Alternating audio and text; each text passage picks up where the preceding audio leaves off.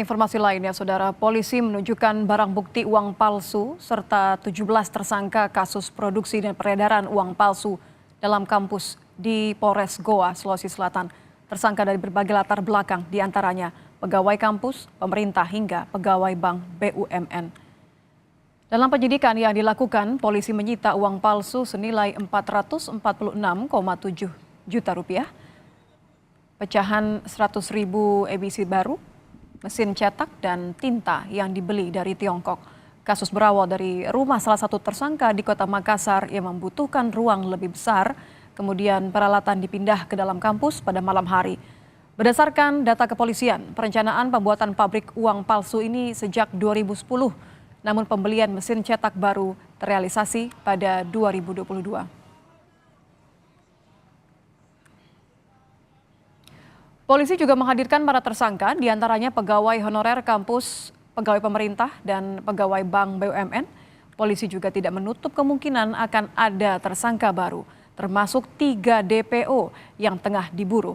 Polisi juga akan mendalami pidana pencucian uang dalam jual beli uang palsu yang diproduksi di dalam kampus UIN Alauddin Makassar. Salah satu tersangka sempat mencalonkan diri menjadi wali kota Makassar, tetapi tidak cukup memenuhi syarat.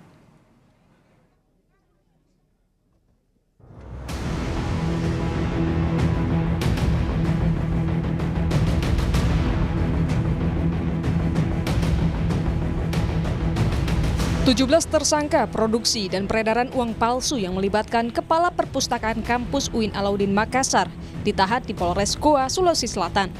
Selain tersangka, polisi juga menyita lebih dari 100 barang bukti dari sejumlah lokasi, berupa mesin pencetak uang palsu, alat penghitung uang, mesin kompresor, kertas, hingga tinta.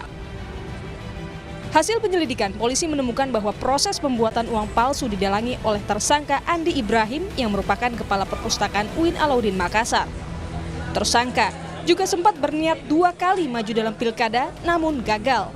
Tersangka ini mengajukan proposal pendanaan pilkada di Baru, tapi alhamdulillah nggak jadi.